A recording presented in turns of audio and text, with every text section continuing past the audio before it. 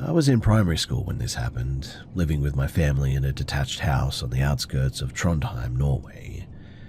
Winters there are pretty severe, with consistent snow cover and temperatures commonly below 10 degrees Celsius. That environmental context, it's pretty important because it made certain aspects of this situation objectively really abnormal. So at the time I was 9 years old, and on that evening I was in the bathroom with my older sister while she trimmed our dog's nails. My father was in the living room, and my younger brother, who was a toddler, was moving between rooms as he usually did. The house was otherwise quiet, though. The doorbell rang unexpectedly that day. As a child, I had a habit of running to answer the door before adults could even get there. There was no instruction from my parents to do this. It was just simply something that I did impulsively as a kid. And so I left the bathroom and went directly to the front entrance. When I opened the door, I saw a girl standing on the step. She appeared to be between roughly 11 and 14 years old, I would say. Her clothing immediately stood out, though, because it was not appropriate for the weather conditions. She was wearing a thin pink zip-up hoodie and a short skirt. Most notably, too, she had no shoes on. She was wearing only socks, which were soaked through and visibly dirty from snow and slush. Given the outside temperature as well, this alone indicated that she had been outside for at least some time. She spoke immediately after the door opened, though, but I didn't fully understand what she was saying. Her speech was rapid and somewhat disorganized. I could not determine whether she was asking for a specific person or trying to describe a situation or something. Because I did not know how to respond, I turned and I went to get my father. He was already moving toward the entrance after hearing the doorbell and my voice. We returned to the doorway together within only a few seconds. And during that brief interval, something had already changed. My younger brother had walked toward the open door out of curiosity, and the girl had suddenly picked him up. She was holding him against her body, not aggressively but firmly enough that he couldn't move away on his own. My father immediately asked me whether I knew her, and I told him that I didn't. At this point, his posture changed from neutral to defensive. He approached and attempted to take my brother back, but the girl resisted. She didn't strike or push or anything, but she tightened her hold and turned her body away from him, as if preparing to leave while carrying my brother. My father then used physical force to remove the child from her arms, and he succeeded within a few seconds. Once my brother was no longer in her possession, her behavior, though, shifted significantly. She began crying and speaking loudly and really incoherently. She repeatedly mentioned a name which none of us recognized. She also made statements indicating that she believed that somebody was in danger or that she needed to find that person immediately or something. Some of what she said sounded threatening, but it was unclear whether those were directed threats or just expressions of panic or whatever. My father, though, attempted to calm her down and ask some basic questions, such as, well, where she lived and whether she needed some help. She did not respond in a structured way, though. Instead, she abruptly sort of turned and just ran away from the property toward the street.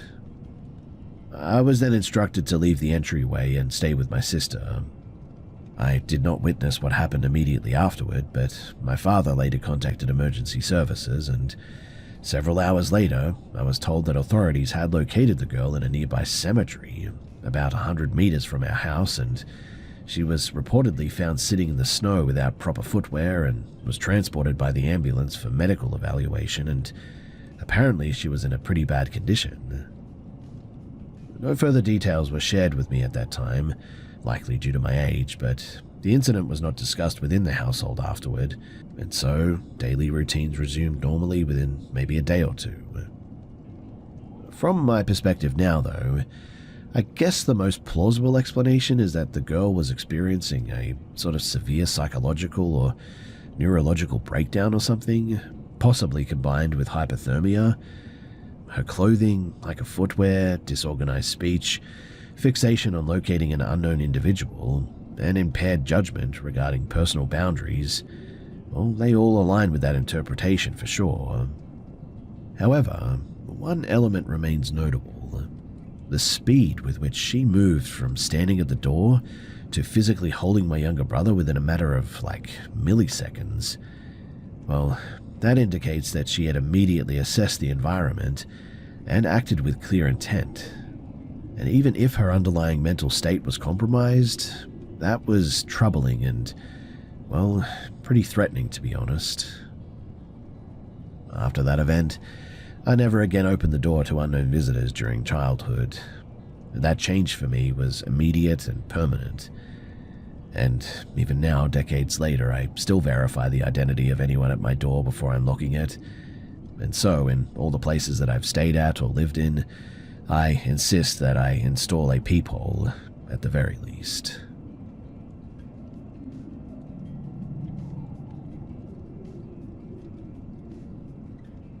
Before describing the incident, some context is necessary to understand why the situation escalated the way that it did.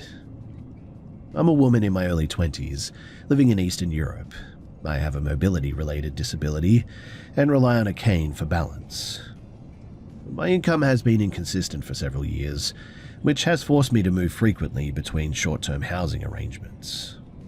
At the time of this incident, I was renting a room in a shared private residence rather than a formal apartment. The arrangement was informal but common locally. I rented a single room in a family-owned house where the owners also lived. The household consisted of 2 adults, their 2 children, and the husband's elderly aunt, who had limited mobility and rarely climbed stairs as well.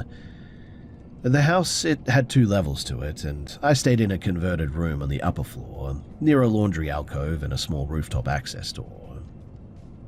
Now, on the day that this occurred, everybody in the household left by mid-morning. The adults accompanied the elderly aunt to a medical appointment. It was across town, I think, and the children were taken elsewhere for the afternoon. I was informed ahead of time that I would be alone until early evening, so I knew that this was going on. The house was normally loud and pretty active, but once everybody left, the absence of the noise was pretty noticeable. This was not fear-inducing by itself, but it made every small sound very much stand out. I spent the first few hours just sort of applying for jobs and responding to emails and whatnot. Nothing unusual happening during that time. But shortly after noon, I heard someone call my name from the hallway outside of my room. The voice matched the elderly aunt's tone and accent precisely. She used the same shortened form of my name that she had used many times before, and the call sounded close, not distant or muffled by any means. My immediate assumption was that the family had returned, maybe earlier than expected. And while it was certainly unlikely, it was not impossible, but the aunt had climbed the stairs with assistance every other time that I'd seen her. I stood up and unlocked my door, and stepped into the hallway using my cane, but nobody was there. The upper floor was silent. There were no footsteps, no movement, and no sound coming from the stairwell. Given the aunt's physical condition as well, it would not have been possible for her to call out and then leave the area within seconds like that. I considered that I might have misheard something mechanical or maybe even external, and so I returned to my room and I closed the door. Less than a minute later, the voice came again. This time it came from the direction of the laundry area near the rooftop access as well, and the wording was identical. I responded verbally and moved toward the sound, assuming that if the aunt had fallen or needed help, delay would be dangerous. Before stepping fully into the laundry space, I closed my door behind me out of habit. But the laundry area was empty. The rooftop door was closed. There was no airflow or outside noise that would have produced a vocal imitation like this. The house, it remained locked from the inside, as confirmed later, and as I stood there, a loud impact noise came from the lower floor. It sounded heavy, like an object striking the ground or maybe the wall or something. At that point, I returned to my room immediately, locked the door, and contacted the homeowner by phone.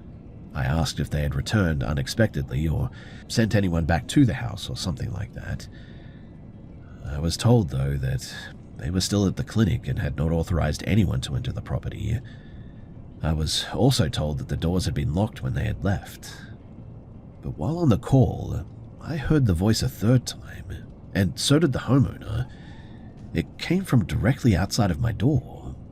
The tone, the pacing, and the volume, they were consistent with the previous calls. The wording was unchanged, and this time I didn't respond. I remained in my room for the rest of that afternoon. I didn't hear any more footsteps, but I had the persistent impression of someone standing in that hallway. I cannot attribute the feeling to any specific sensory input, but it just didn't subside until that family returned several hours later.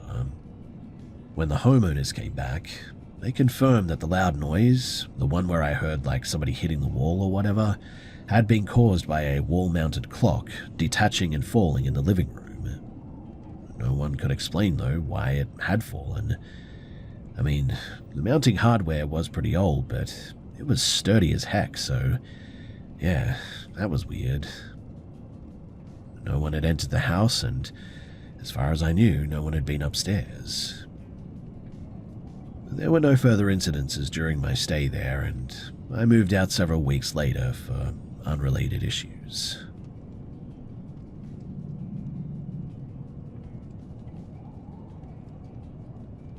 In 2011, I was employed as a post-incident structural assessor, working alongside municipal emergency services in northern England.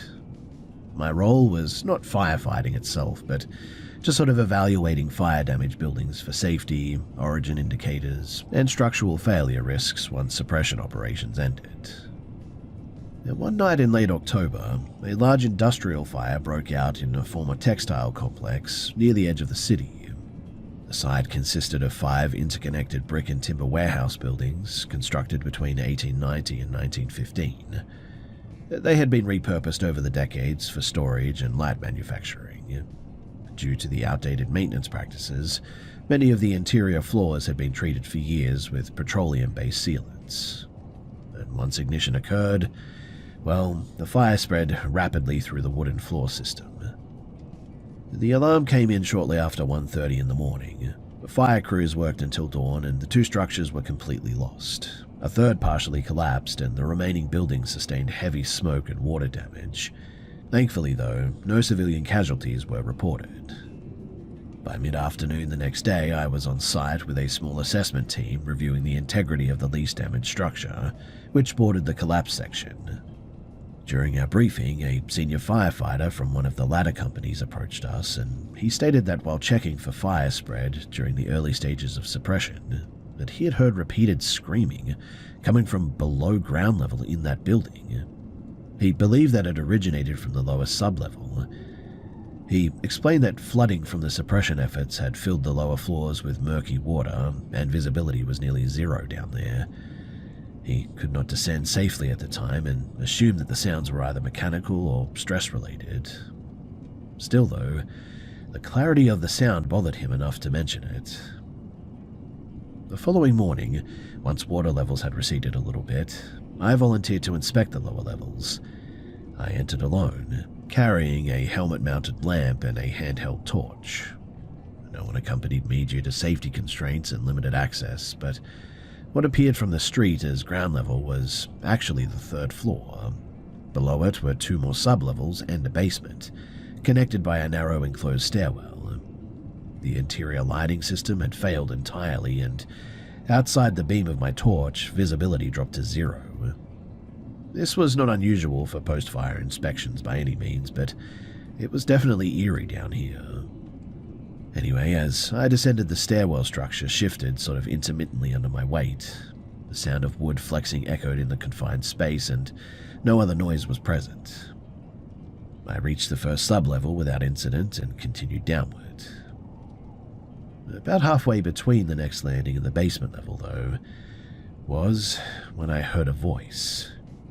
It was male, calm and clearly articulated. It said, "You need to stop." The sound did not echo. It didn't sound distant or distorted or anything. It was positioned directly below me, coming from the stairwell itself. I paused and assumed briefly that another responder had entered the building without my knowledge. I announced myself and swept the stairwell with my torch. The next landing was beyond the effective range of the light, and I couldn't detect any movement. So I took one additional step. The voice instantly repeated itself, louder and closer this time. The tone was firm but not aggressive, and the wording was unchanged. At that point, physiological stress responses kicked in for me for sure. Elevated heart rate, shallow breathing, and difficulty focusing visually. I didn't perceive the panic at first, but I did recognize that continuing downward alone was no longer really appropriate. I turned and ascended slowly, maintaining visual contact with each step. I didn't hear the voice again.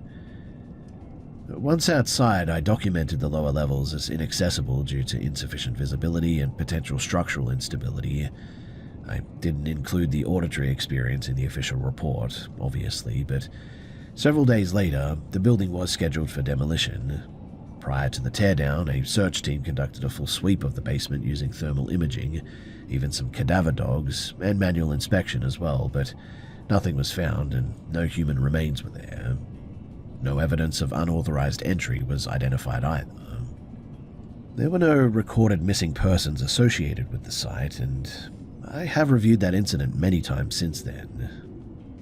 Maybe I was just tired and stressed. I mean, I had been at the job for some time by that point.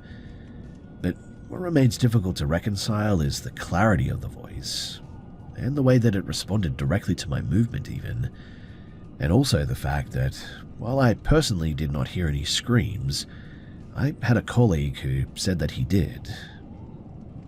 I don't know. I really don't know what to make of the experience, and the whole place got torn down in the end, so I didn't really get a chance to go back and, well, take a look around.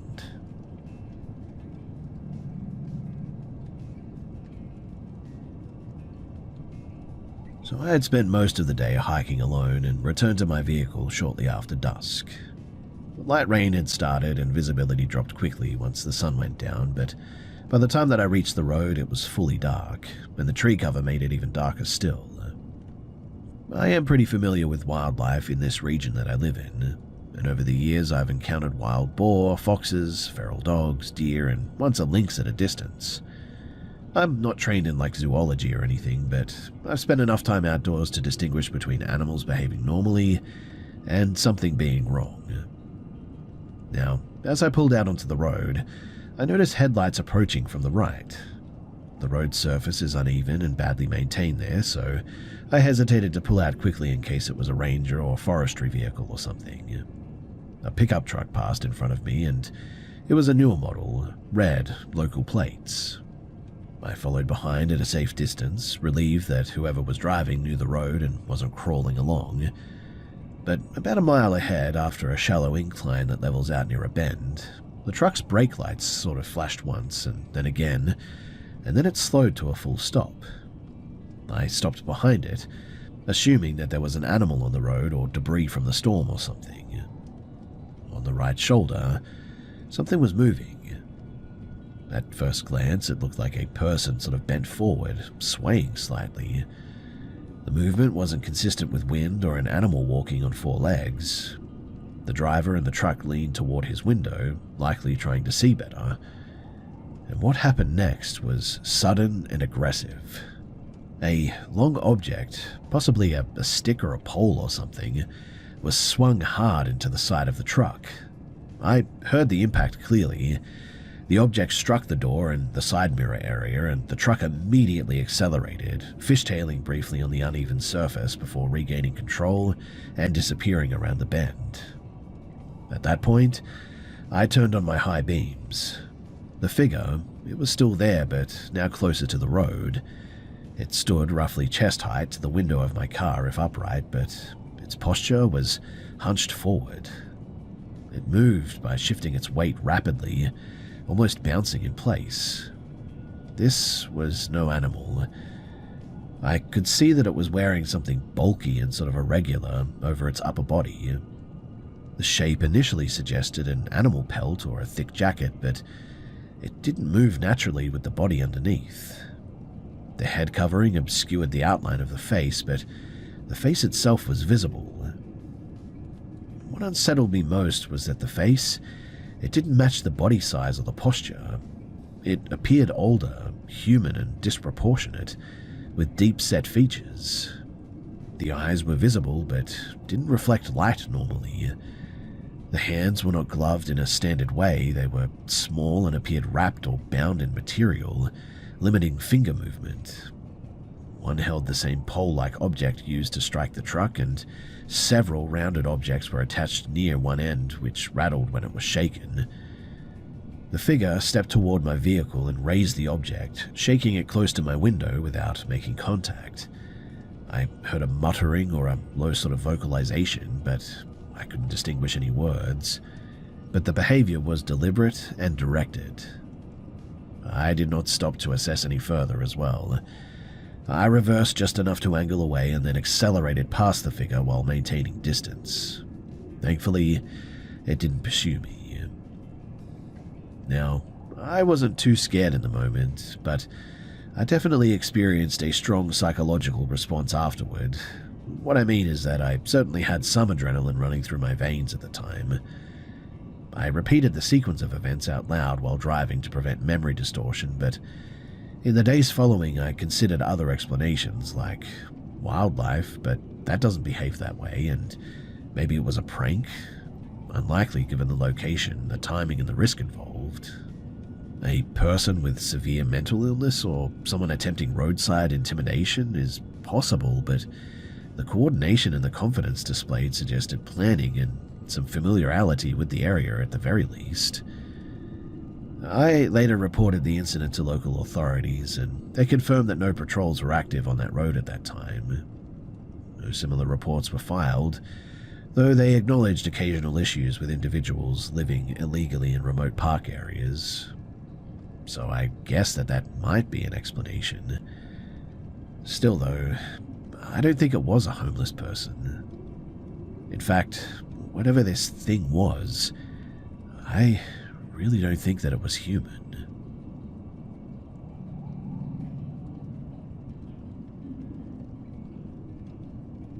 The house that this took place in was built in the 1980s and had been rented by my family for several years without any previous issues. The layout is pretty relevant. 2 bedrooms connected by a narrow hallway, with the living room and the kitchen at the opposite end. Also, sound carries easily through the doors, especially at night. Now, my father worked night shifts at the time, and on weekdays it was pretty common for my mother and me to stay up later than usual, watching television quietly to avoid disturbing the neighbors. On this particular night, we were watching a serialized crime drama or something like that. We checked the time before turning it off. It was shortly after 12:40 in the morning, and I went to my bedroom first. My son was already asleep against the wall, and our dog, a mixed breed, medium-sized male named Koda, was lying near the foot of the bed at this point. I tried to move slowly to avoid waking either of them. I lay down on my side and pulled the blanket over my legs, and I closed my eyes. I wasn't fully asleep when I heard my door open, and what caught my attention immediately was the voice. I heard my mother calling my name, urgently from close range. The way that she was speaking to me suggested that something was wrong, and before I could respond verbally, I felt pressure on my upper arm, followed by a pull strong enough to shift my torso upward. The movement was abrupt and not gradual. I sat up instinctively and opened my eyes. But the room was unchanged. The door was closed, and nobody was standing near the bed. Koda was no longer lying down. He was upright, body stiff, facing the door, producing a low, continuous growl. He didn't bark or move forward. He remained fixed in place, watching the door as if tracking something stationary. I stayed seated for several minutes, waiting for my mother to call again or enter the room, but nothing happened. Eventually, the dog settled, though he remained alert longer than usual. I didn't wake my son, and I didn't mention the incident the next morning either. I assumed it was a partial dream or maybe a stress response. The following night, the circumstances repeated in a way that made that explanation less convincing, though. So again, my father was working and my mother and I stayed up late, later than the night before, watching television until about 2 in the morning. This time my son was sleeping in his own room, only the dog was with me, and I lay down facing the mattress, hands near my head. Coda was asleep near the headboard, and I remember consciously noting just how quiet the house felt. Less than 10 seconds after closing my eyes, though, I heard movement at the door. The door opened inward, and I heard my mother calling my sister's name and not mine. Her voice sounded close, as if she was standing beside the bed, and as she spoke, the voice changed. The words became distorted in pitch and pacing, as if several recordings were overlapping slightly out of sync. I felt the blanket being pulled downward, then something took hold of my foot and lifted it several inches off the mattress.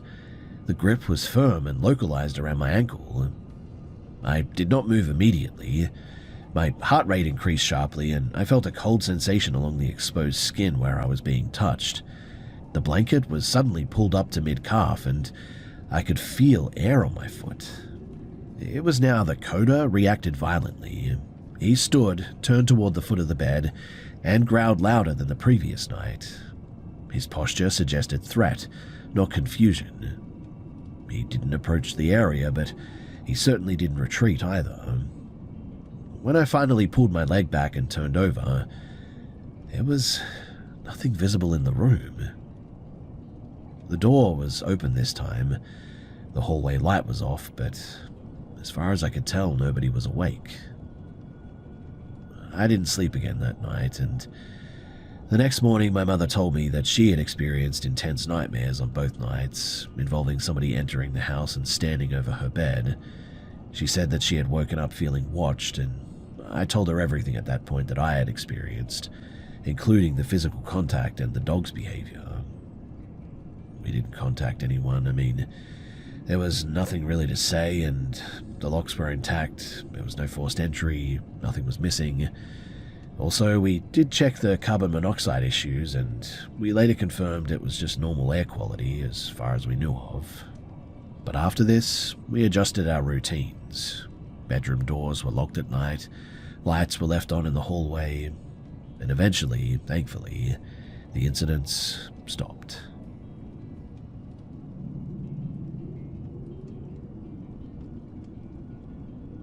I genuinely avoid talking about unusual experiences because they tend to get reduced to arguments about memory accuracy or personal bias and things of this nature. I work in a field where attention to detail really matters though, and I'm aware of just how unreliable recollection can be. That said, one incident from my previous job, it's never fit into any category that I'm comfortable dismissing outright.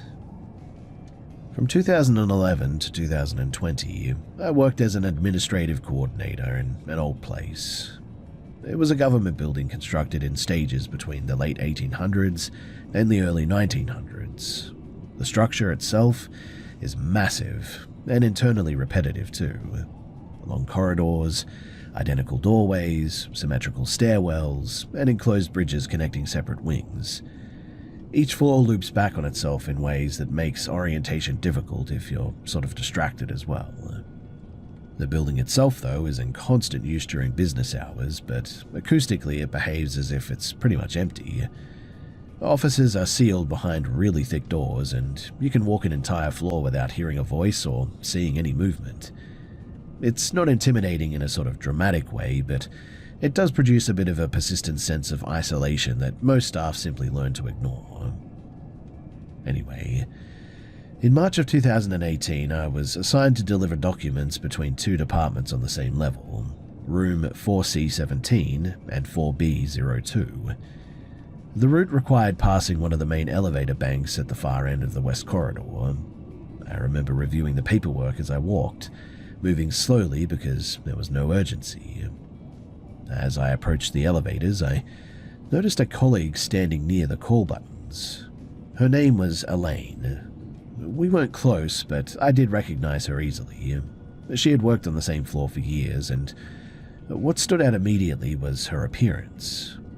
She was wearing a formal outfit that was noticeably more polished than normal office attire. It registered as a bit unusual, but not alarming, I guess. I made brief eye contact, acknowledged her with a nod, and I said hello.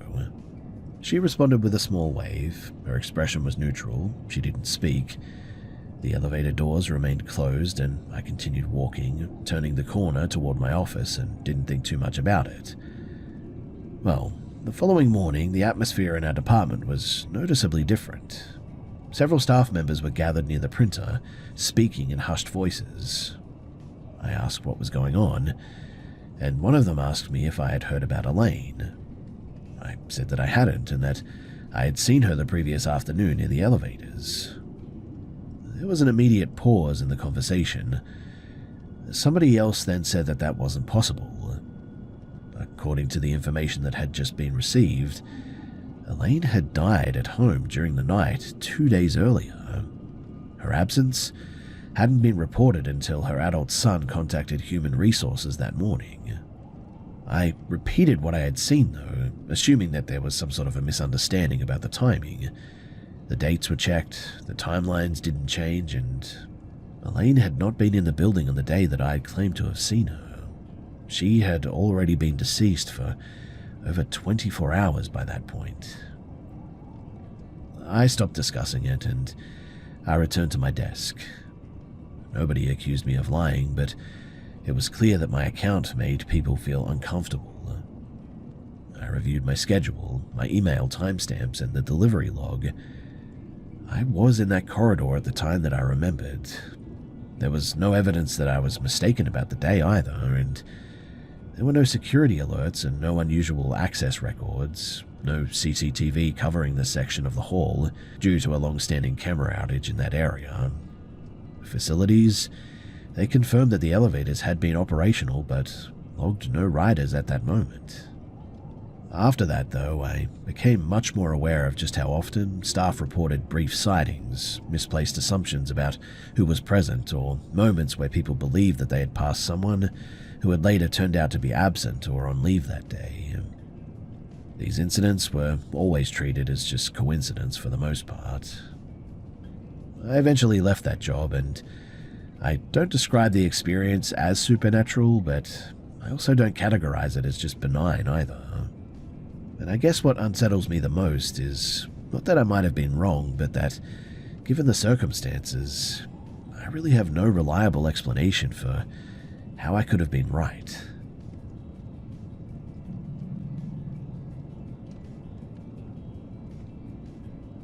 This took place in October of 2023 in a single-story rental house. I live there with my 3 children, and the house is pretty small, with thin internal walls, and we often sleep together in the main bedroom when the kids have trouble settling.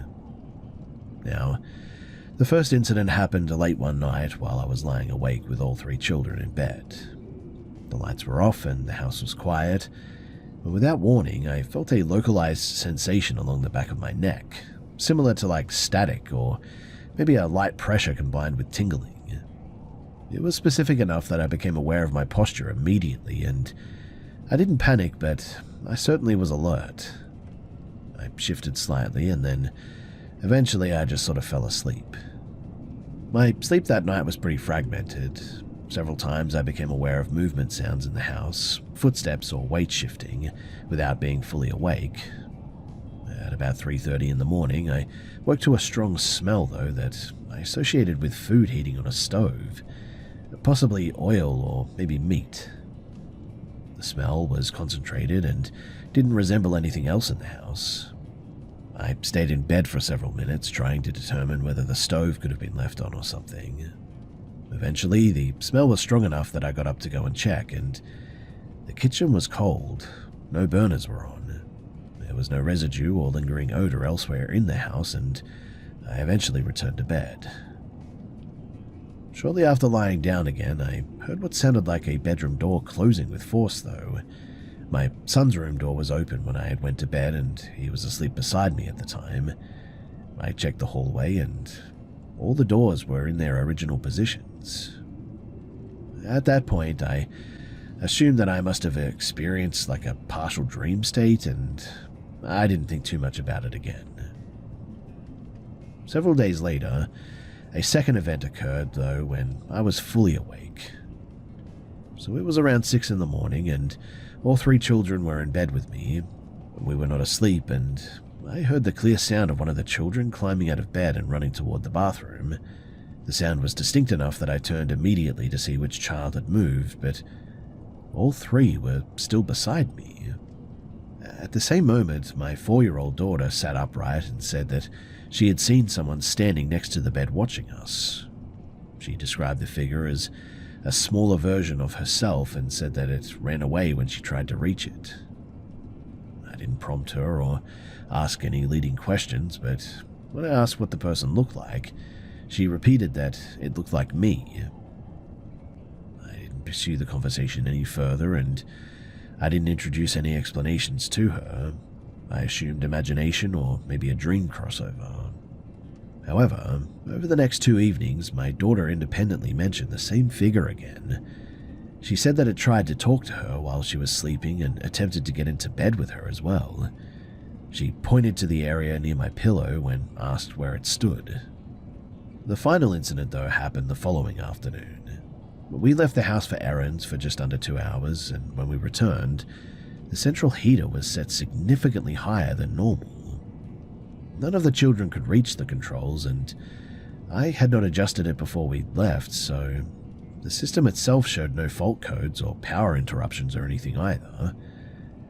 At that point, I documented the sequence of events and stopped speculating. I was uncomfortable with the repeated proximity of these incidents to my children mostly, and also to sleep-related transitions. Also, I have since ruled out gas leaks, carbon monoxide, electrical faults, and heating system malfunctions. I also limited exposure to media or discussions that could influence my daughter's descriptions.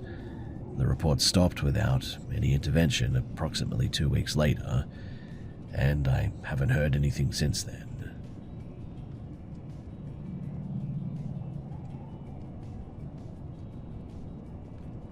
So I work in field biology and behavioral research, and this incident stands out mostly because it occurred while I was fully alert, actively working, and corroborated by another person under the same conditions. So I was supervising a short-term nocturnal observation project involving a population of some mammals that exhibit peak activity after midnight. The site covered several square miles of managed bushland with limited infrastructure around.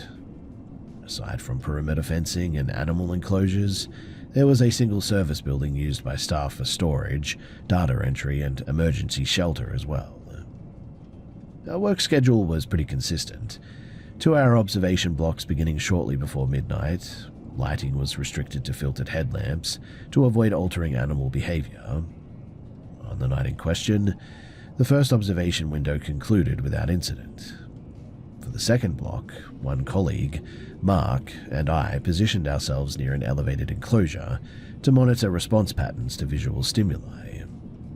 Within the first few minutes, animal behavior diverged from baseline. Instead of approaching the stimulus or vocalizing, the animals remained clustered near cover and showed minimal movement. This alone wasn't too alarming, but was definitely noted. About halfway through the observation window, I became aware of a sound that didn't align with environmental noise patterns here. It was tonal and repetitive, similar to breath-driving whistling or a single-note instrument.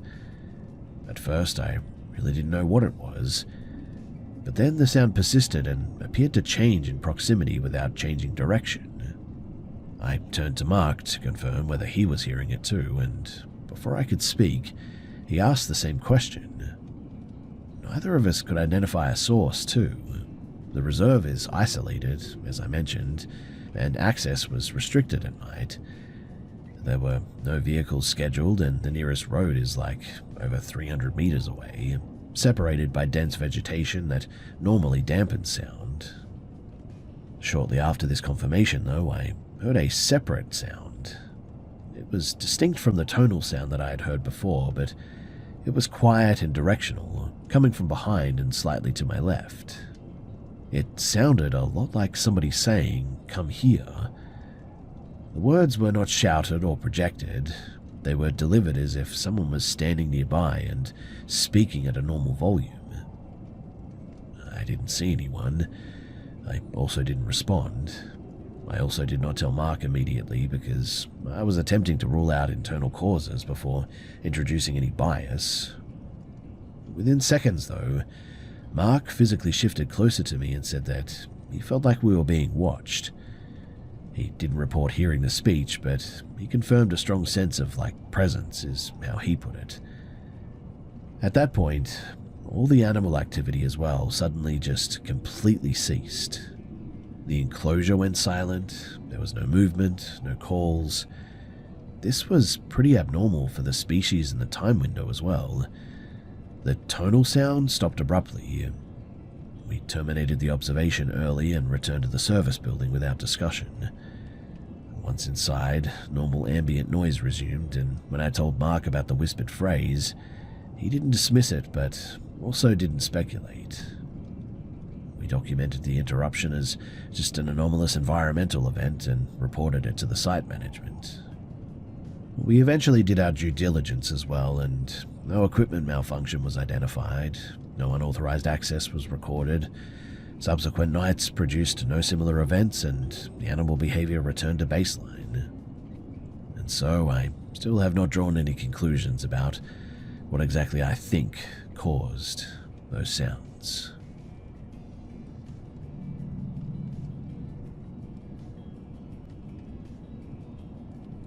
I'm sharing this now because, well, enough time has passed that I can separate what happened from what it felt like at the time. So in late 2016, my family moved into a weatherboard farmhouse. The property sat on a rise several kilometers from town, surrounded by unmanaged scrub and some farmland.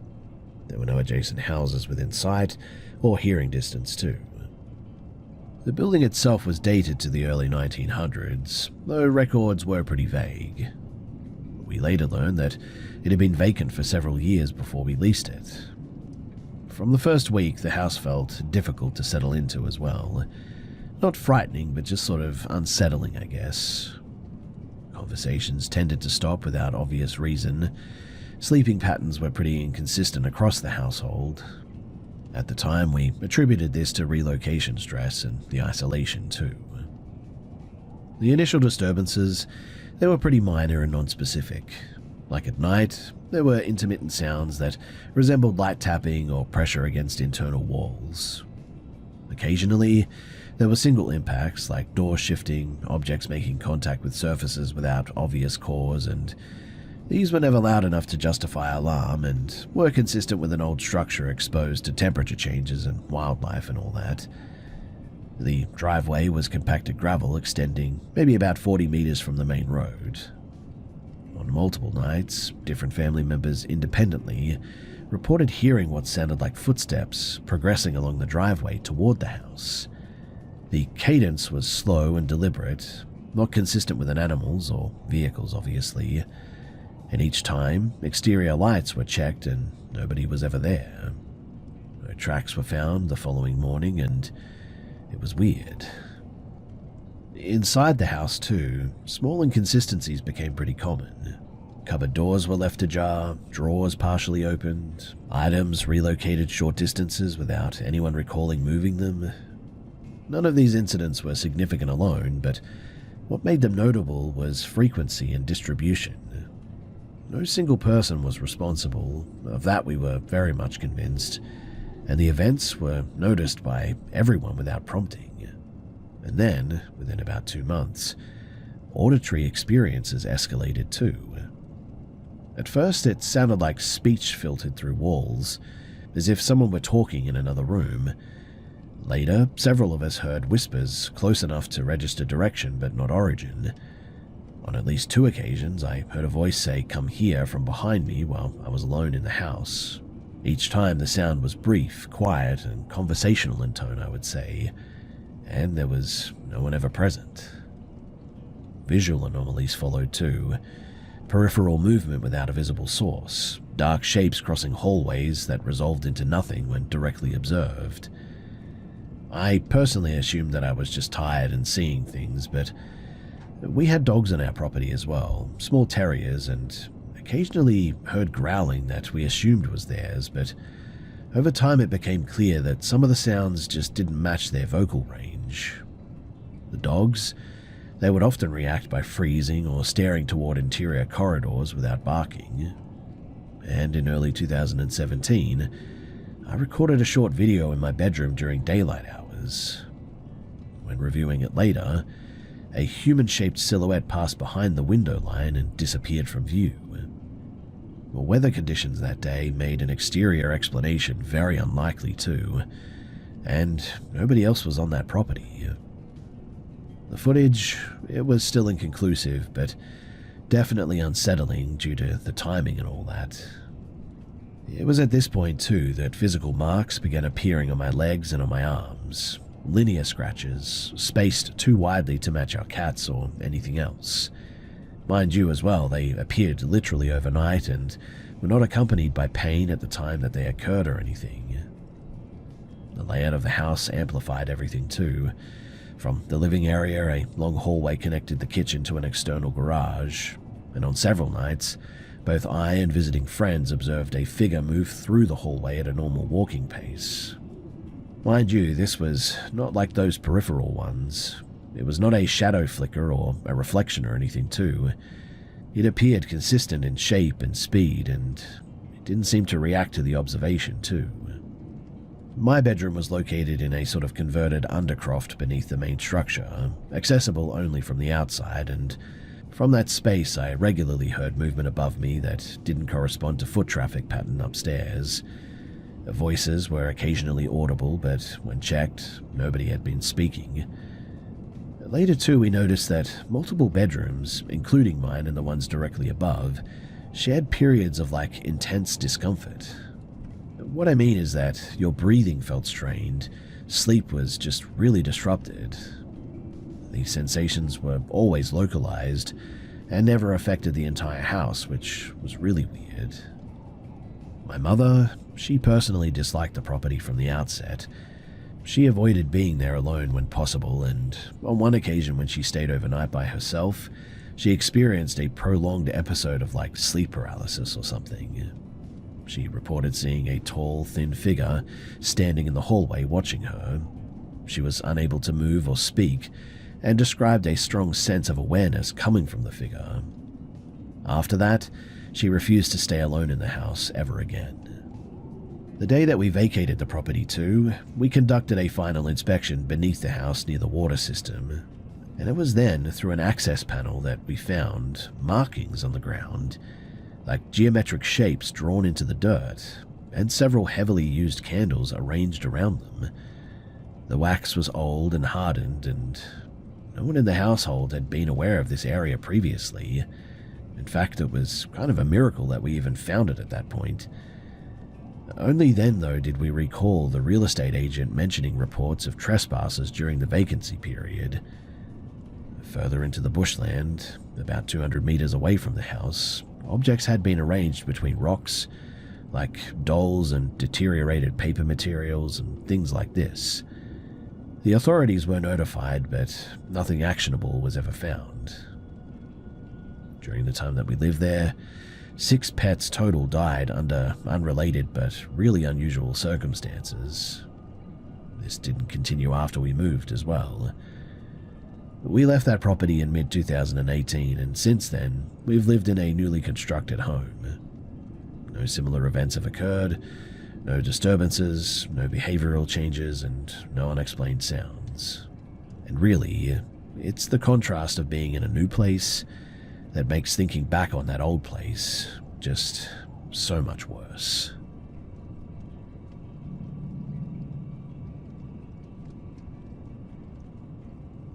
I personally didn't hear this story until years after it happened, and by then the details had settled into something that he could recount without emotion. And I think that that's what made it so much more unsettling. He wasn't trying to convince me of anything. He was explaining something that had never fit into the rest of his life. So, in 2011, when he was 16, my parents sent him to stay with some extended family, partly to remove him from escalating local violence and partly because he had already started drinking heavily. He lived with our grandmother in a small concrete house on the edge of town. There were no nearby neighbors and no real separation between sleeping areas, just sort of doors and thin walls. According to him, most nights followed the same pattern. He would come home late, intoxicated, and pass out fully clothed. But one night in particular stands out because he's almost got no memory of returning home at all. The first thing that he recalls is lying on his bed and noticing that the room felt wrong, quiet in a way that didn't match the house. He thought that he had heard the door open and close, and when he tried to sit up, he became really disoriented and assumed the alcohol had hit him harder than usual. He attempted to stand, but the sensation under him didn't match the expected movement.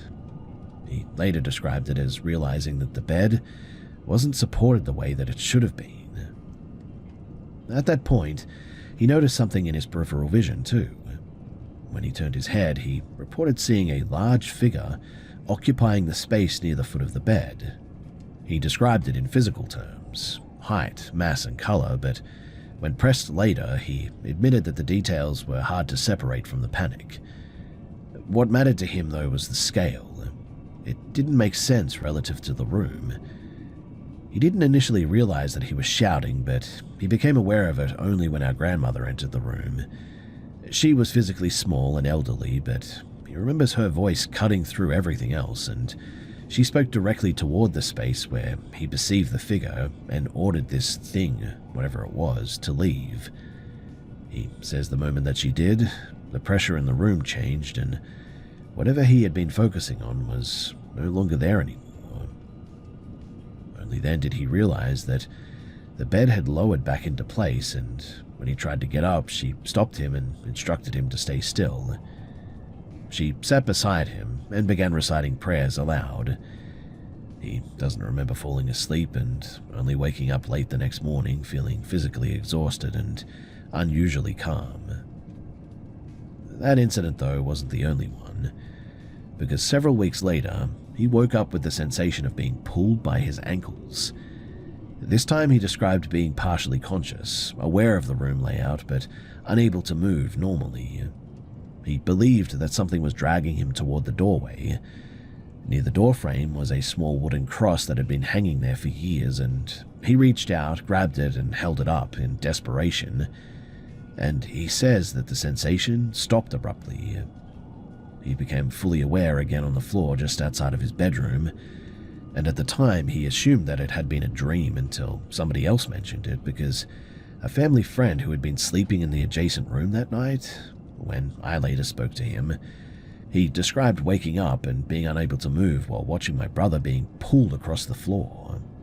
He said that he tried to shout but couldn't, and he remembers mentally urging him to grab the cross, but my brother says that he never heard him.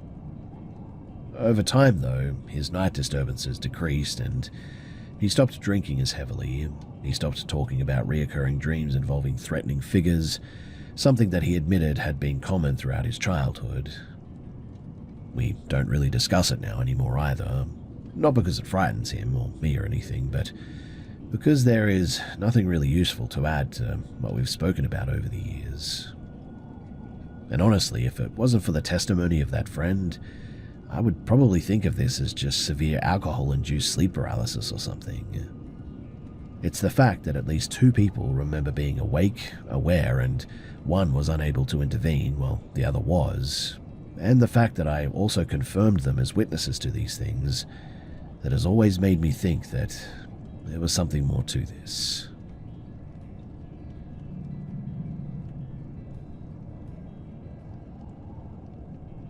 I didn't think much about this incident for years because, well, at the time it felt like something that we had simply stumbled into by accident, rather than something that was directed at us. It wasn't until I was older and better understood how remote that area actually was that I started reconsidering just how close we may have come to something dangerous. So this happened in late October of 2008 when I was about 15 years old. I lived in a pretty rural area where large stretches of protected scrubland sit between farmland and river systems. Some of it is managed conservation land, and while there are marked walking tracks, locals were known for often cutting across unofficial paths. Now, a friend of mine and I used to explore those areas pretty regularly, but we weren't looking for anything specific, mostly just old fence lines, abandoned equipment, or remnants of earlier properties that had been cleared decades earlier. It was common for teenagers there to wander well beyond the official trails, and on that day, we had started walking mid-afternoon. By the time that we moved off the marked track, the light was already beginning to drop. We were probably about 90 minutes from where we had parked, and we came across a clearing that neither of us really remembered seeing before.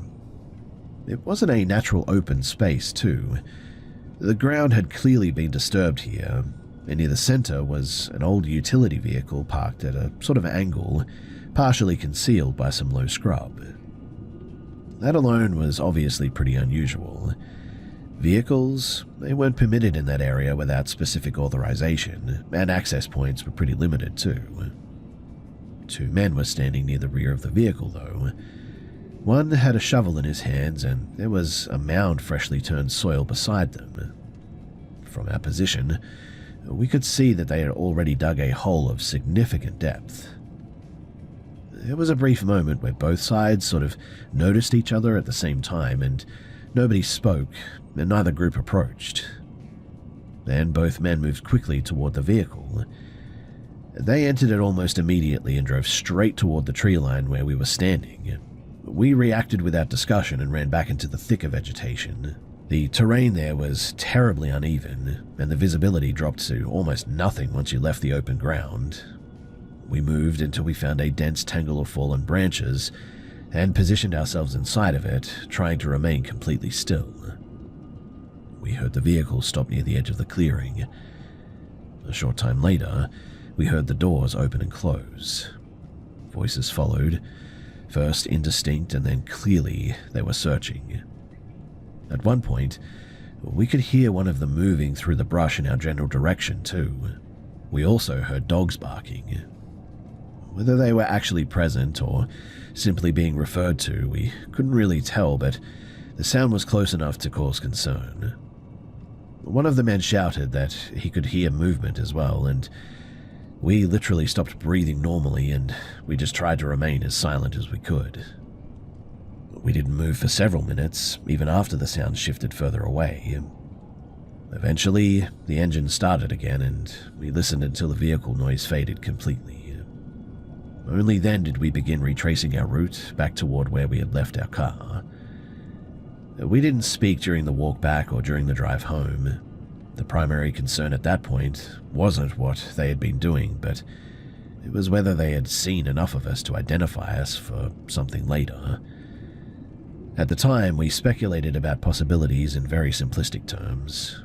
The most obvious assumption was that they were disposing of something that they didn't want discovered. As I got older, though, I realized that there were multiple more plausible explanations, like illegal dumping, concealed storage, or even some unauthorized excavation of materials out there. What remains difficult to rationalize, though, is their immediate reaction to our presence. They didn't attempt to explain what they were doing, or even try to tell us to leave or anything. Their response was immediate pursuit. Years later, when I reviewed maps of that conservation zone, I realized just how isolated that particular clearing was. It wasn't near any access roads, and the only way to reach it with a vehicle would have required prior knowledge of old service tracks no longer officially maintained. I still live in the same region. It's entirely possible that I have crossed paths with those men since then in ordinary public settings without recognizing them. But what continues to stand out to me isn't the digging itself, it's just how quickly the situation shifted from a silent encounter to active pursuit like that, and how certain they seemed that they needed to prevent us from staying there long enough to observe whatever they were doing.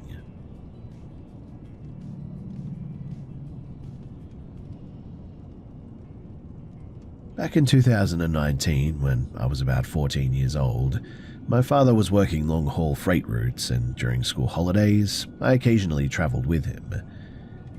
His runs were tightly scheduled, so when we stopped earlier in the day, it usually meant that he had reached his legal driving limit and had to remain parked overnight. That afternoon, we pulled into a roadside stop. It wasn't a large facility, but just a sort of wide gravel lot, divided between heavy vehicles and smaller cars, a few shaded tables there and some basic amenities. There were no buildings though nearby and no staff present or anything. We arrived shortly after 4:30. The temperature was still pretty high, typical for that time of the year, and the first thing that I noticed after stepping out of the cab was an unusually strong odor. At the time, I assumed it was something related to the toilets or possibly spoiled food left in bins.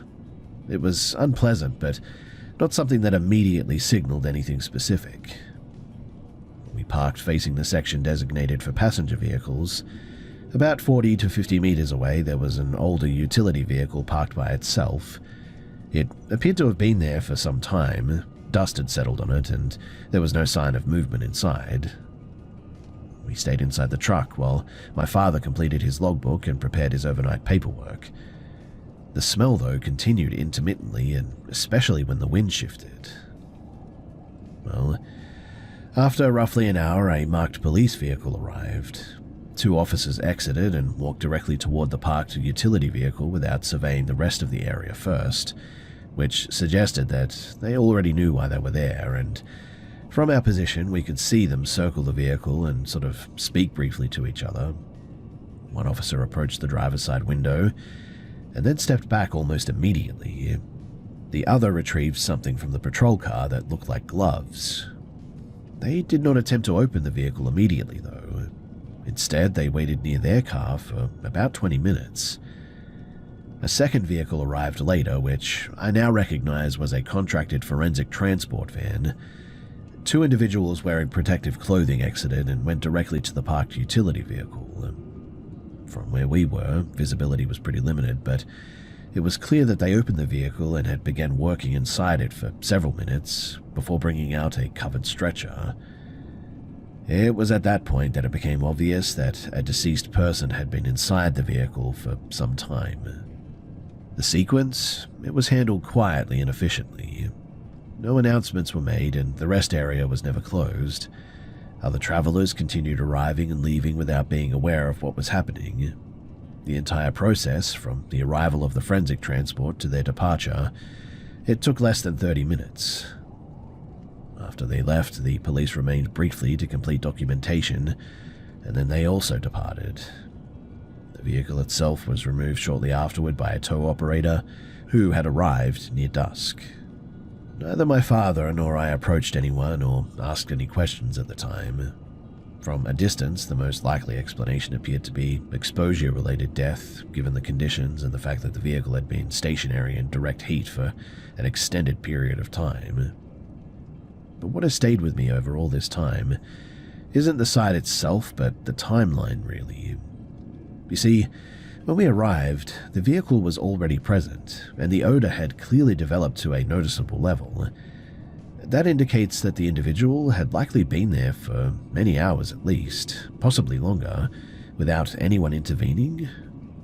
It also means that during the time that we were parked there, nearly 2 hours, multiple people passed through that rest area without recognizing what had even happened. In the years since then, I have attempted to locate any public record or news mention corresponding to the time frame and location, but I just haven't found anything definitive.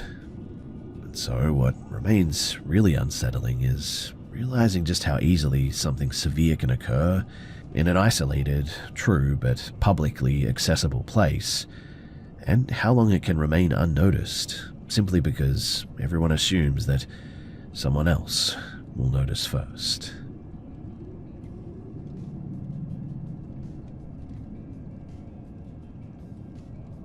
So I had been transporting an older neighbor home after she was discharged from a medical clinic following a bit of a minor injury. She lived alone, so I agreed to make sure that she got back safely and settled in. Her apartment, it was located on the far side of an industrial corridor in my city. The route required driving through an area that is sparsely populated at night, mostly warehouses, closed storefronts, and some low traffic volume after business hours. hours. It's not considered high crime there by any means, but it does have a bit of a history of transient activity and occasional disturbances.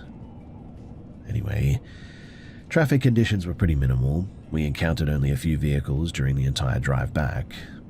About 5 minutes from her building, we stopped at a signalized intersection. The light cycle at this particular junction is pretty long as well, and we were stationary for what I probably estimate is about 45 seconds before the event began. So while waiting, I observed a pedestrian entering the crosswalk from the left side. His appearance did not initially suggest anything unusual. He was dressed in ordinary clothing, jeans, neutral-colored shirt, no visible signs of intoxication such as unsteady movement or anything. However, his behavior deviated from normal crossing patterns for sure. Instead of continuing across the road, he stopped directly in front of the vehicle and faced us. He maintained eye contact with the interior of the car rather than scanning for traffic or moving forward. My passenger spoke first, stating that she felt uncomfortable with the situation. That comment aligned with my own assessment too, that his actions were atypical for someone simply crossing the street like that. The individual, though, then began gesturing aggressively, pointing repeatedly toward the windshield and moving his arms in really abrupt motions. Although we could not hear him due to the closed windows and the radio being on, his mouth movement indicated that he was speaking loudly or shouting and was being aggressive. This continued for about 10 to 15 seconds. At that stage, I shifted my foot toward the accelerator in preparation to leave if necessary, but I didn't move because the traffic signal remained red and I didn't want to create additional risk unless escalation occurred. But the escalation did occur, and very abruptly. Without warning, he moved from the front of the vehicle to the passenger side in a rapid sprint. His movement was coordinated and purposeful rather than erratic, and he reached the passenger door and attempted to open it immediately, pulling the handle multiple times in quick succession. Thankfully, the door was locked. But then, he struck the window with an open hand while leaning close enough to look directly inside of the vehicle. At that point, I evaluated the situation as a potential attempted entry rather than just random agitation, and so I proceeded through the red signal after confirming that there was no cross-traffic. The maneuver was controlled rather than evasive, but I executed without any delay. As we accelerated away, I observed the individual in the rearview mirror running along the roadway in our direction for several seconds before eventually stopping. He didn't pursue further once we gained that distance.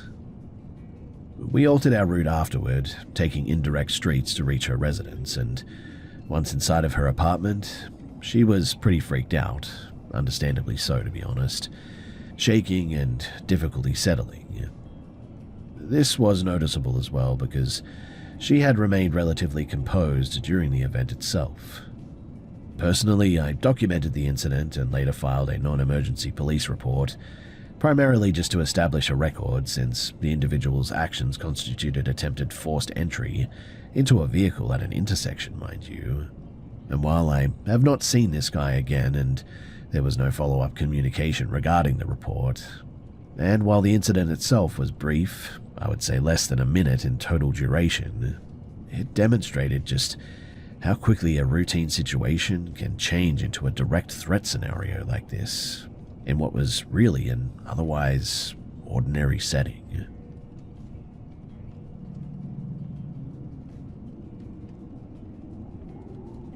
In late winter of 1998, when I was 16, I was traveling back toward my home state after leaving it months earlier. I wasn't alone, too. 2 other teenagers were also moving between cities without stable housing and were traveling with me. We had access to an older van and were driving long distances in short bursts, stopping wherever we could rest. On the evening in question, we had pulled into a small roadside rest area along a rural interstate in western Idaho. Snow conditions were worsening and the visibility was deteriorating quickly. We stayed parked for roughly half an hour while we waited for the storm intensity to ease a little bit, and when we left, the snowfall had not improved very much.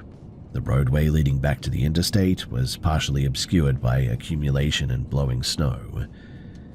Within a few minutes of leaving the rest area, though, I noticed a figure standing along the shoulder ahead. As we approached, it became clear that it was an adult male holding a very young child. The child was dressed in winter clothing and didn't appear to have anything wrong with him. My immediate assumption was that this adult had experienced a vehicle breakdown or something and was attempting to get assistance. Now, given the weather conditions and the presence of a child, we decided to stop. The man entered the front passenger seat while holding the child on his lap, and he didn't ask permission before sitting down, nor did he introduce himself or provide any explanation about how he had even ended up there. He also didn't really seem to initially notice that two other teenagers, older ones, were seated behind him. Once he realized that they were present, though, his demeanor changed. He became visibly tense and began speaking rapidly and without clear structure. The content of his speech focused on unrelated topics, primarily about purchasing recreational equipment in inland states because of lower prices or something. His tone was unusually intense, though, and very repetitive, too. The conversation, it didn't follow normal social patterns, is what I'm trying to say. He didn't respond directly to questions and didn't ask any himself. The child's behavior was equally unusual, too. Throughout the entire interaction, the child remained completely still. He didn't cry, speak, or even attempt to engage with anyone in the vehicle. He didn't look toward the adults for reassurance or anything, which would typically be expected in a stressful situation involving strangers. Instead, he just stared downward continuously. He also showed no reaction to subtle vehicle movements or loud conversation or anything. We drove for maybe about 15 minutes before the man requested to be dropped off at a fuel station in a small town along the route that we were going. He exited quickly without further discussion and walked away while still holding the child. At the time, I didn't pursue the situation any further. My primary focus was getting through the trip safely in all this poor weather. But years later, as an adult, I began reviewing past events from that period of my life more critically, and I had become interested in cold cases and missing persons and investigations, which led me to reconsider that encounter a little bit. And several aspects began to stand out upon reflection. First, the man never indicated where he had come from or why he was walking in severe weather conditions with a small child. There had been no visible vehicles nearby either, which means that either he was walking for quite some time, or there was no vehicle. Second, the child's lack of movement and complete silence over an extended period was not consistent with normal behavior for a child of that apparent age. Third, the adult's conversational patterns suggested significant psychological instability, or at the very least, extreme stress. Now, while researching historical missing persons reports from that region in that time frame, I did find a case involving a young child reported missing within days of when this encounter occurred. The physical description of the child's clothing, it closely resembled what I remembered too. I eventually contacted investigators to provide a statement, and they confirmed one detail that I provided relating to clothing design had not been publicly released, and so they wanted to organize more time to sit down and talk.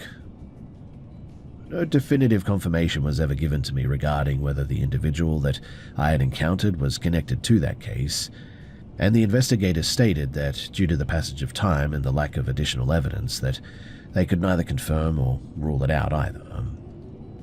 That encounter too lasted less than 20 minutes, I would say, but the implications of it only became clear decades later when viewed through a more informed perspective, I guess you could say.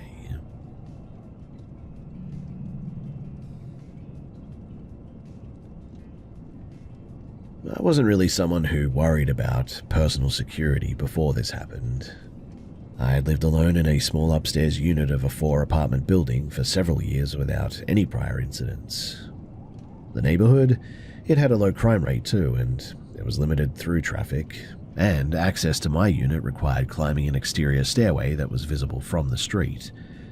So, because of these factors, I had developed a bit of a routine assumption that opportunistic intrusions were very unlikely. Now, this took place in late autumn of 2024, so not that long ago. I'd gone to bed earlier than usual that night, sometime before 10 p.m, and as part of my normal routine, I closed and locked the main entry door and engaged the deadbolt. In hindsight, I think the bolt never really fully sat in the strike plate there, but there was no sign of forced entry later, which indicates that the door had been left technically unsecured, despite appearing locked, I think anyway. Anyway, at about 11 p.m, I woke abruptly to a bright white light directed at my face. My initial interpretation was that I had accidentally activated my own phone's flashlight, since I often kept my phone near me while sleeping. And that assumption lasted only a few seconds though, because during that same moment, I registered a pressure on the mattress beside me, and the distinct sensation of someone shifting their weight as if attempting to sit or lie down. As my vision adjusted, I realized that there was another person next to me in the bed. The individual appeared to be male, wearing dark clothing, including a hooded sweatshirt. He was holding a smartphone with a flashlight function turned on and was angling it toward me while looking down at the screen intermittently. I reacted verbally and moved to leave the bed immediately. Now, because I use a medical breathing device at night, the tubing caught and pulled the unit off the table as I tried to stand, and the device struck the floor, creating a loud noise.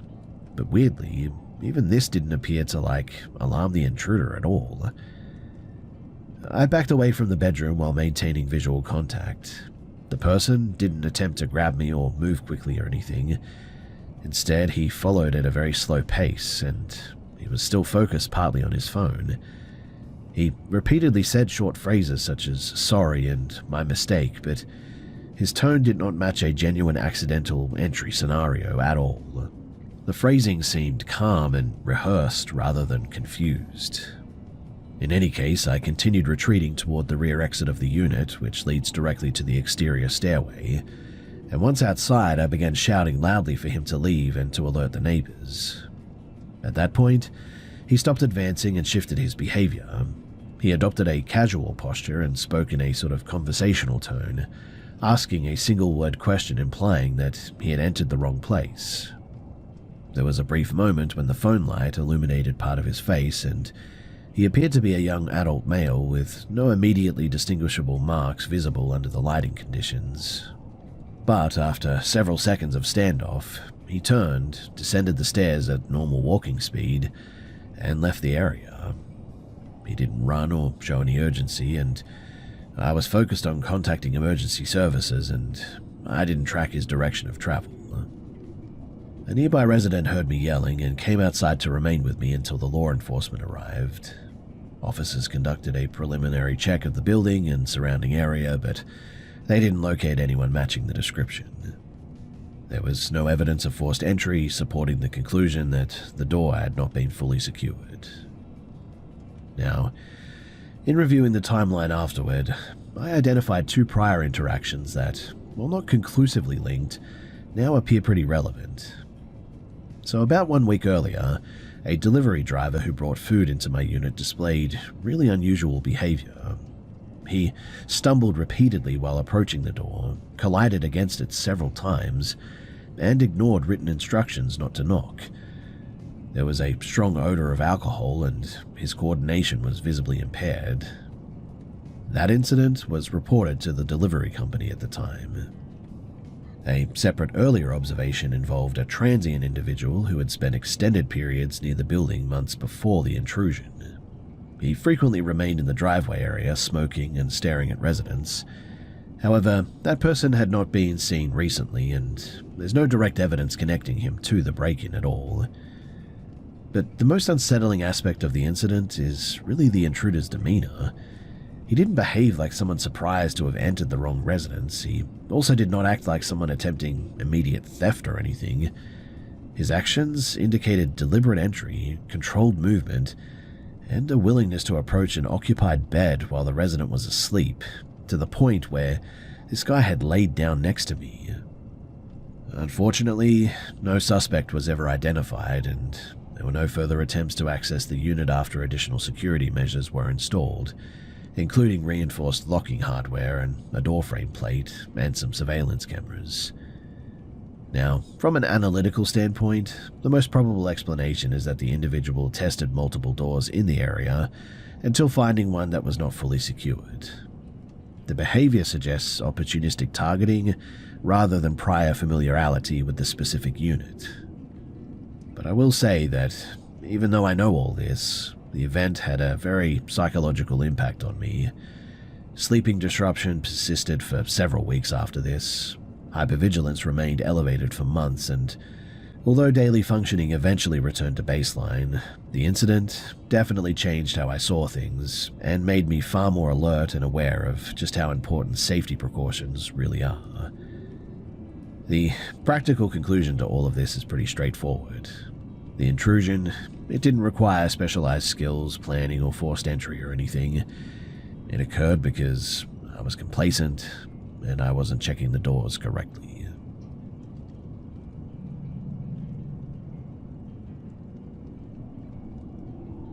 So in January of last year, I left my apartment in the early evening without, any really specific objective. The purpose was really simply to just get out of the building after being indoors most of the day. I chose to drive to a second-hand retail store located at the far end of an aging commercial strip in a suburban area outside of Cleveland, Ohio.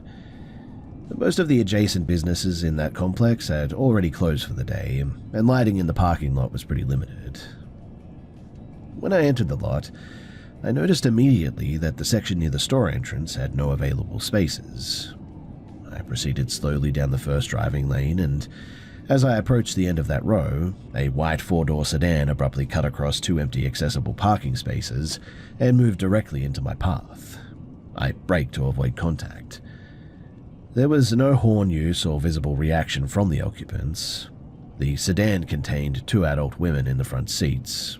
Neither made eye contact, but both appeared to be aware of my presence based on head orientation and body posture.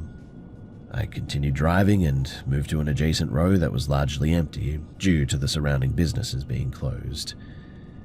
I parked near the middle of that open section, and after turning off my engine, I opened the driver's door and began preparing to exit. At that point, the same white sedan reappeared suddenly. It had circled the lot and had now positioned itself directly in front of my vehicle at a sort of shallow angle, partially obstructing the walking path between my car and the direction of the store entrance. I remained partially seated for several seconds under the pretense of adjusting my coat zipper. In reality, though, I was observing the occupants.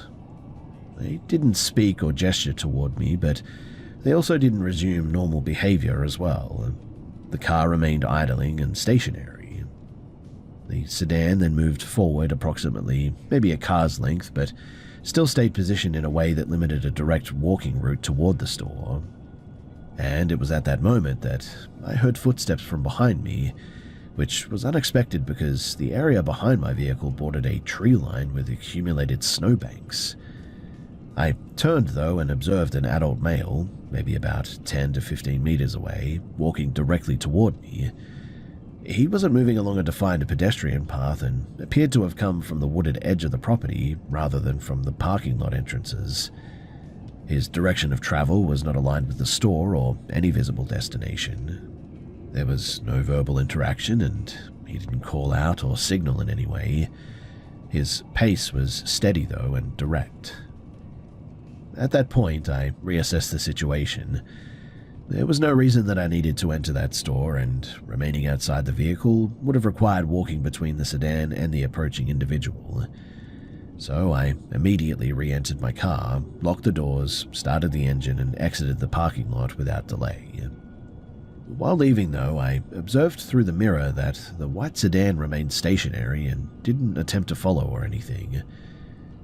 Now, there was no definitive evidence that the individuals were acting in coordination, but several factors were inconsistent with routine parking behavior, that much was clear.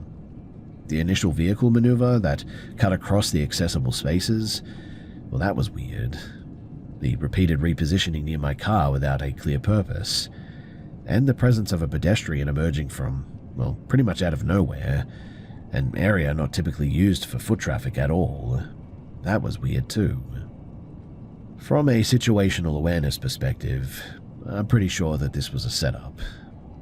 Whether the intent was confrontation, theft, or, well, I really do not want to think about that.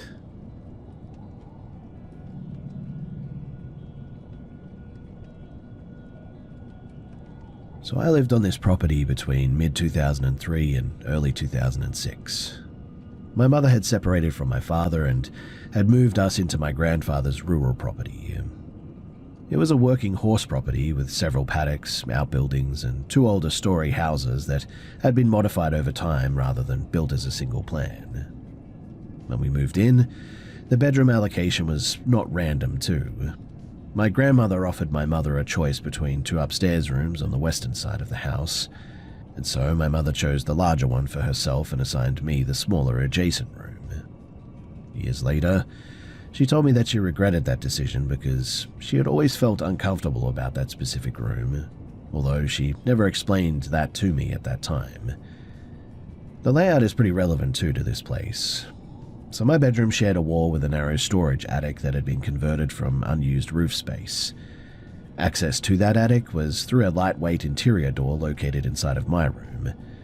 The attic itself had no lighting, no windows, and minimal insulation. It was essentially just a crawl space large enough to walk through while hunched. And during the few months there, nothing unusual really occurred during the day. The issues were always limited to nighttime. I repeatedly heard a sound that I initially interpreted as an infant crying at a distance. The sound was faint, irregular, and didn't appear to originate from a consistent direction. It didn't resemble animals that I was familiar with at that age, and when I asked my grandmother about it, she attributed it to livestock from neighboring properties, specifically goats. That explanation was plausible enough in a rural setting for me, so I accepted it. Over time, additional minor anomalies occurred though. The most frequent involved my radio. I would leave it turned to a specific station before school, and when I returned home, it would sometimes be set to a static or an entirely different frequency. I asked each family member whether they had entered my room, and all consistently denied doing so. There were no signs of forced entry or disturbance, and I even hid it at one point to try and see if I could stop it, but it never did. Another reoccurring issue involved a bedside lamp with a manual switch. On multiple mornings, I woke up to find it turned on, despite having no recollection of activating it during the night. At that age, I assumed I might have been turning it on unconsciously while sort of half asleep or something. But the situation, it escalated when the attic door began opening intermittently. The door, it didn't latch securely due to age and warping, but it did not open freely under normal conditions either. Several times I left it closed before bed and found it partially open later. This created enough anxiety that my grandfather eventually installed a simple sliding latch on my side of the door to keep it secured. Separately from my experiences though, my grandmother observed something unusual involving my grandfather too. One morning she saw him walking across a pasture carrying a water bucket while appearing to converse with someone beside him. When he returned inside, she asked who he had been talking to, and he initially answered that he had been speaking with a man that he referred to by name, then immediately corrected himself and laughed, stating that he must have imagined it because no one had actually been present. That was obviously very weird, and she never knew what to make of it. About a year after we moved in, though, a separate discovery occurred in one of the paddocks. The horses frequently congregated under a single tree for shade there, and over time their movement eroded the topsoil in that area, and this exposed several stone markers that turned out to be old grave markers. The property had previously contained a small family burial site that had been partially cleared decades earlier before the land was sold. Records later confirmed that at least 2 of the graves were associated with deaths during childbirth in the early 20th century. We also learned that an abandoned barn on a neighboring parcel had been the site of a suicide about 60 years before we had moved in. This information came from a long-time local resident rather than any official documentation, but the person was trusted and pretty believable, to be honest. Now, one of the more unsettling experiences occurred on a school bus, believe it or not. Because of the rural location, I was normally the first passenger picked up in the morning. On one occasion, due to a temporary route change, another student was already on board when I entered, and he initiated conversation and stated that his family had apparently previously lived on the same property where I was currently residing. After discussing the property briefly, he asked which bedroom that I occupied, and when I described its location, he paused and then asked whether anything unusual